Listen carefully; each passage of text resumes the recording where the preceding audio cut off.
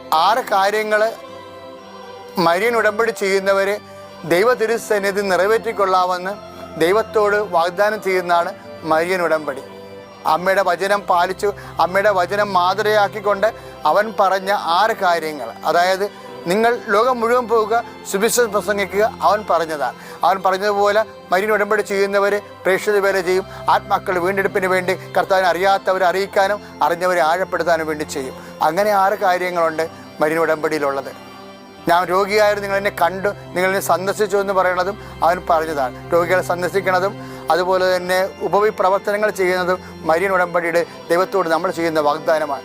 ദൈവവചനം കേൾക്കുകയും അതിനെ ജീവിക്കുകയും ചെയ്യുക എന്നുള്ളത് യേശുവിനെക്കുറിച്ച്, അമ്മയെക്കുറിച്ച് ഈശോ പറഞ്ഞതാണ്. ഈശോ അമ്മയെക്കുറിച്ച് പറഞ്ഞത് അമ്മ എങ്ങനെ അമ്മയായെന്ന് പറഞ്ഞാൽ ദൈവവചനം കേട്ടിട്ടാണ്, അതനുസരിച്ച് ജീവിച്ചിട്ടാണ്.